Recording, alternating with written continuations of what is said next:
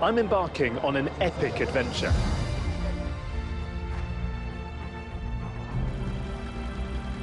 From spectacular natural landscapes to the busiest cities in the world. 我来到中国，探索这个古老文明的宝藏。I find this really very special indeed. 我想了解绵延数千年的中华传统文化，如何持续影响并塑造了这个伟大的国家。I've really been looking forward to seeing this. And to truly understand the secrets of a country's soul, I think you need to immerse yourself in its art. 所以我将从这儿开启我的探秘之旅。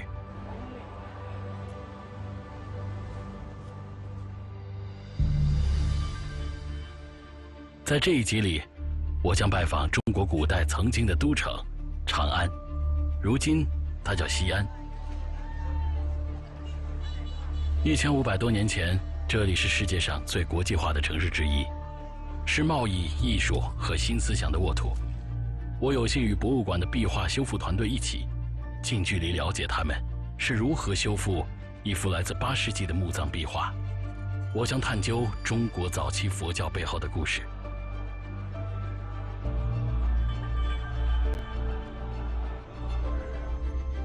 我来到这里是为了欣赏唐朝这个中国的黄金时代所留下的古老文化瑰宝，并亲身体验丝绸之路上的文化遗产。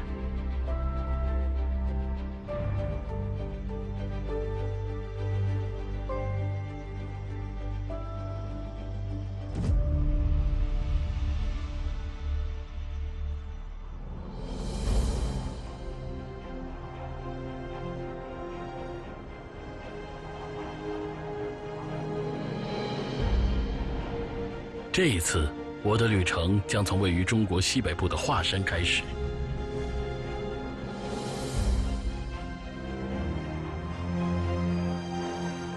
在唐代，胆识过人的商人们翻山越岭，来到当时的都城长安，踏上通往印度、波斯和欧洲的伟大贸易路线——丝绸之路的探险与寻宝之旅。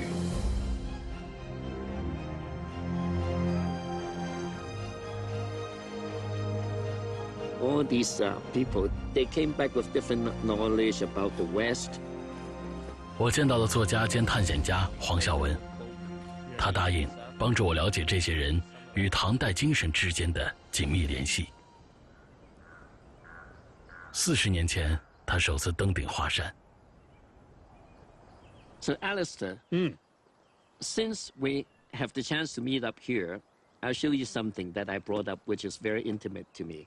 All right? Okay. So this is my notebook from 1979. That's so sweet. At the time, I even wrote 2 poems.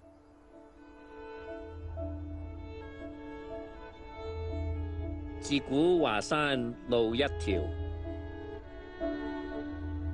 我今攀登費兩朝，回心石旁三思後，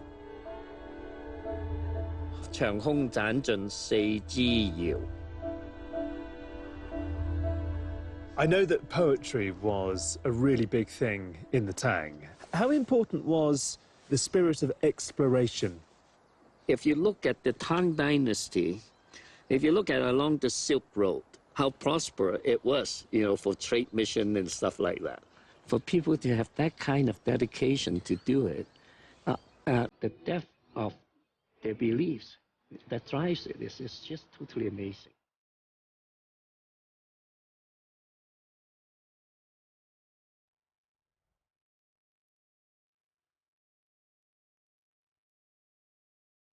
我特别想更深入地了解这个曾经的盛世，所以我打算前往唐朝的首都长安，如今它被称为西安。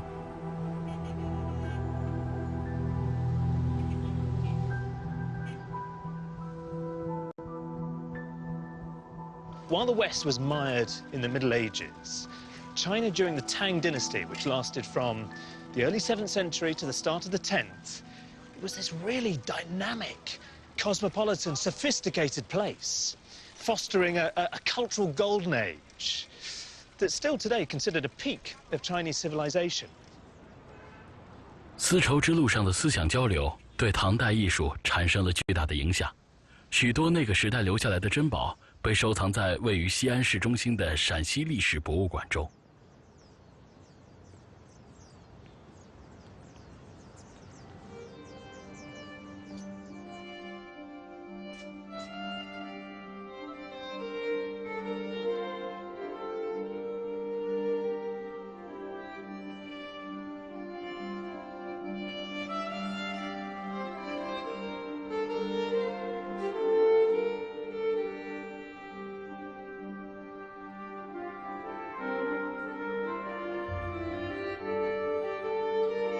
I've really been looking forward to seeing this artwork because it's such an energetic piece and I think such a brilliant example of the dynamism, the vigour of ceramic figurines that were buried in Tang tombs.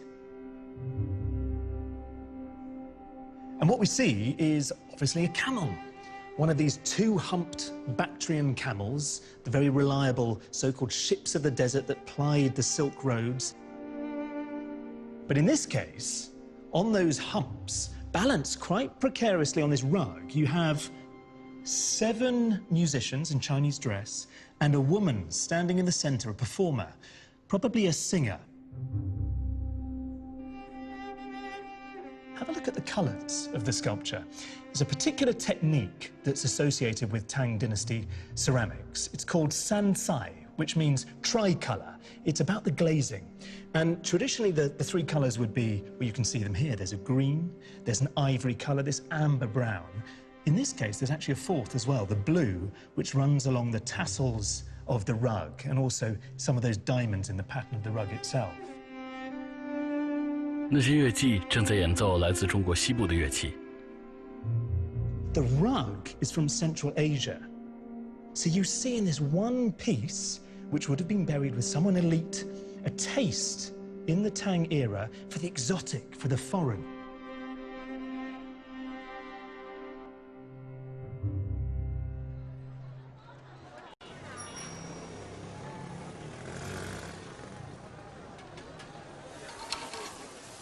Spice. Hello, spice. Spice, yep. Okay. Of course.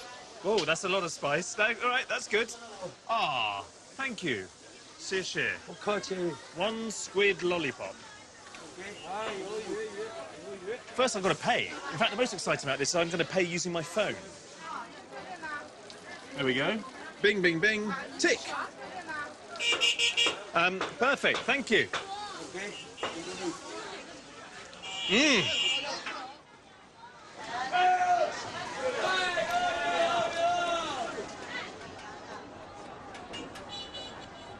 Chang'an was also this amicable, tolerant place, and many different faiths. There were Buddhists and Muslims and Christians, even Zoroastrians, all rubbing shoulders together. And amidst the hustle and bustle of the city's streets, this perpetually shifting, hurly-burly spectacle of it all, inevitably new influences and ideas transformed Chinese art.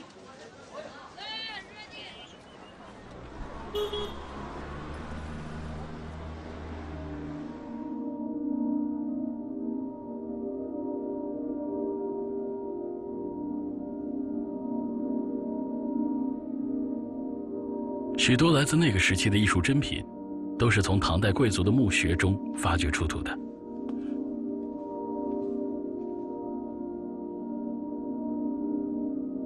这些激动人心的珍贵墓穴壁画，被保存在一个温度可调节的展厅，它位于主建筑的地下。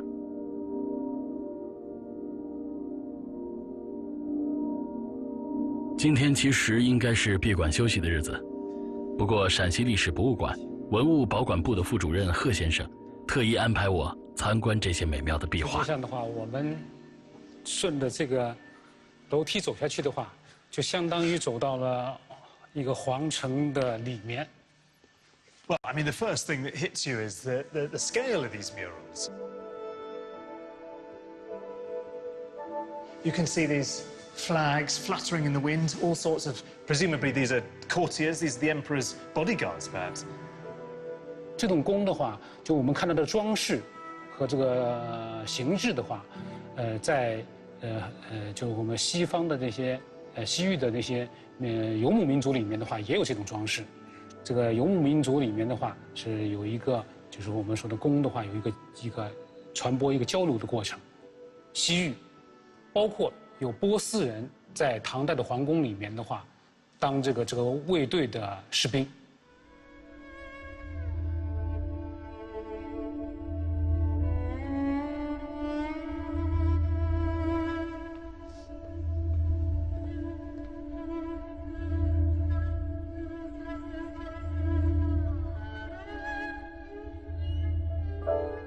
I find this such a fascinating scene because you've got 6 different figures, but there are so many clues about their identity and importance according to how they're dressed. So you have this group of 3 to the left, and they've got these long yellow flowing gowns, these high hats. They're clearly officials, and we know that they're officials from the Ministry of Foreign Affairs. Reporting to the Emperor, they're all huddled together. It suggests collegiality, togetherness, the strength of the common Tang enterprise. Then, in the other half, on the right side, you have 3 further figures, more spaced out, each of whom feels quite individual.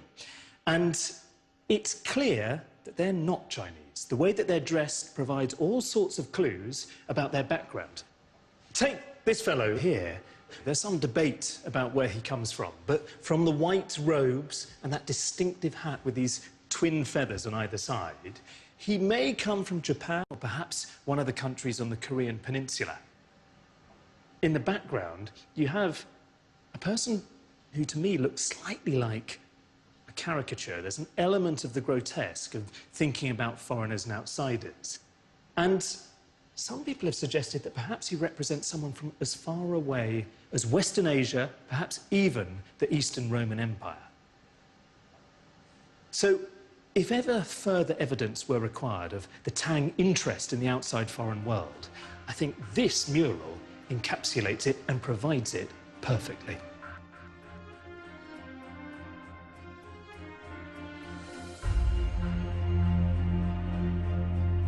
在如今的西安，入夜之后才是欣赏中国人对唐朝之喜爱的最佳时刻。那时，大唐芙蓉园的灯光将照亮整个夜空。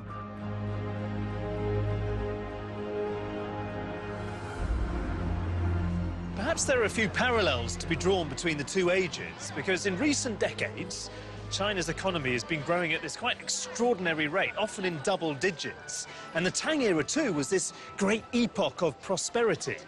You know, once the Tang elite in Chang'an, they imported a new breed of fast, muscular horse, the fancy sports car of their day, if you like.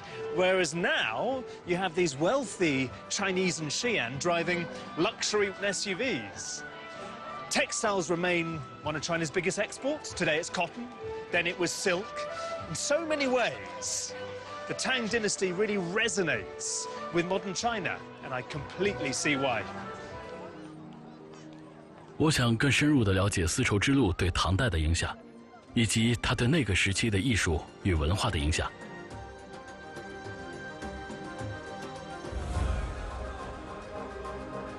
接下来，我们将探索丝绸之路的宗教影响力。此外，我还将拜访壁画修复团队，他们能让1300年前的唐代珍宝重新焕发光芒。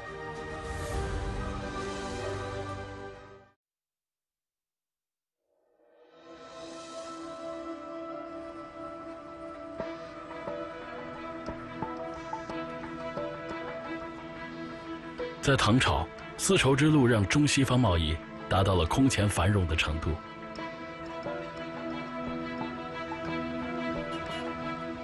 这种商贸上的交流也促进了新思想之间的交流。Thanks a lot. Cheers. Okay. 我现在要去的是西安仅存的几座保存完好的唐代建筑之一——雄伟的大雁塔。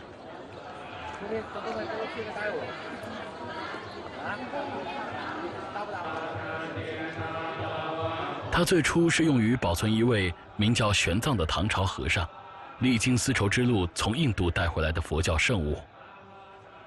玄奘沿路探索佛教之源，而当时佛教在中国还尚未成熟。我见到了王兴教授，和他探讨勇敢的僧人玄奘回国后，如何向人们传授他的西游见闻与收获。So the thing that I need to understand, right? Ming Dynasty, there's a famous work of literature, Journey to the West. Ah, yes. That's all about this monk. Yes. So he went there seeking clarity, seeking the definitive scriptures that he could bring back. Yes. How long did his journey take? Just including his staying in India, about the 16 or 17 years. And do we know much about his experiences there? Yes, because the Xuanzang, when he came back, Taizong, the emperor, really asked him to tell him something about the countries and the kingdoms along the Silk Road. He not only introduced the knowledge about the Buddhism, but of course the local peoples, their customs, their language, and of course the monasteries, right, and the different religions, and even the climate, and even their food, and even their clothing.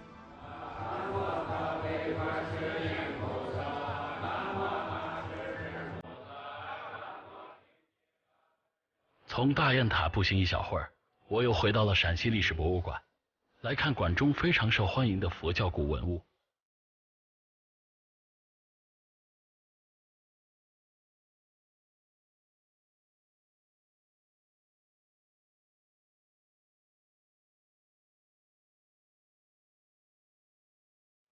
有意思的是，这尊鎏金弥勒菩萨像的姿态，让我想到了印度佛教艺术品。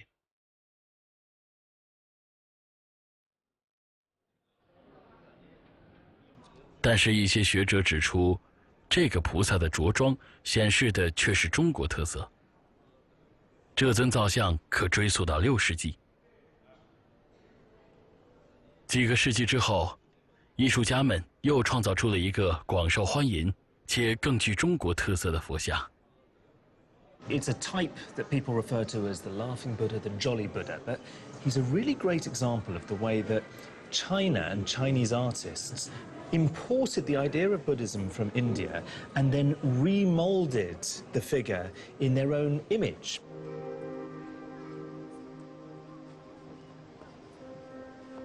我受博物馆壁画修复团队的邀请，加入了他们的工作。他们正在修复我昨天看过的一些壁画作品。It's all very high tech. Quite space age, actually. It looks like I have to go through an airlock before I get into the studio where the restoration takes place.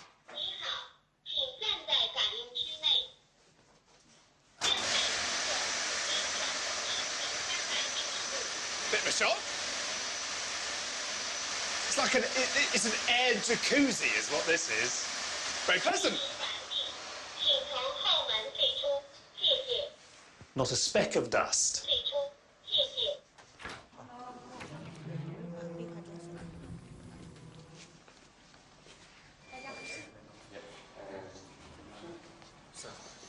Right, hello. Hello. So this is the patient for today. What are we looking at here? 这是我们正在修复的一幅唐代的墓葬壁画。Look at all these people that come to watch you as you work. Yes, exactly. What are these blocks of ice? Or jelly that seem to be being placed? What's happening? 这是这个叫结冷胶的一种水凝胶，我们主要是用于这个表面的这个清洁的工作，因为在它贴附这个胶块之前呢，表面是非常的脏，就像旁边这个地方。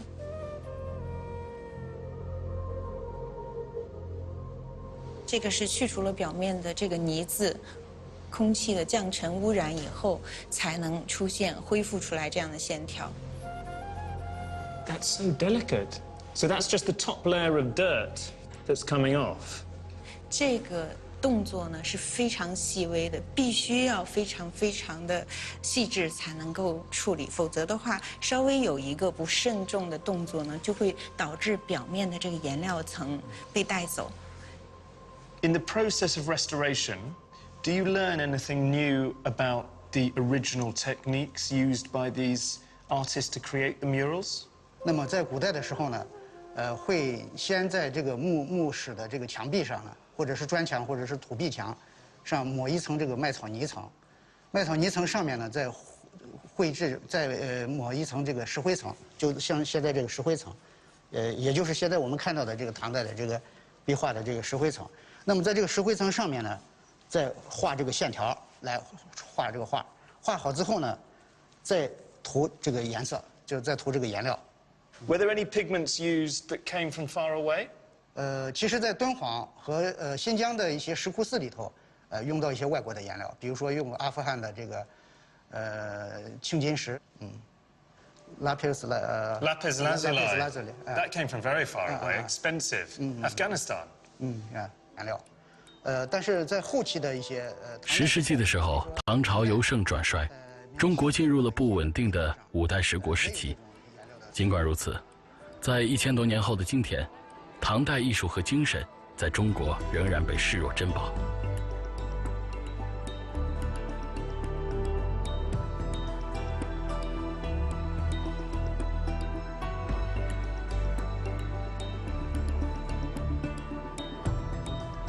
People in China today, they really do seem to feel this genuine connection with the Tang Dynasty, the country's golden age, when prosperity and self-confidence, an expansive entrepreneurial spirit and openness to the outside world, these were all the order of the day. In fact, the Tang Empire was so famous that over time, Chinese communities in foreign cities became known as the streets of the Tang people, which Westerners translate as Chinatown.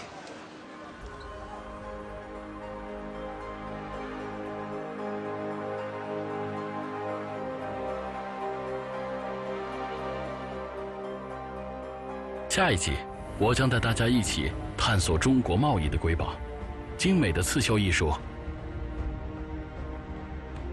以及中国瓷器的秘密。此外，我将回到2000年前，探秘中国古代工匠如何将大规模制造变成一种艺术形式。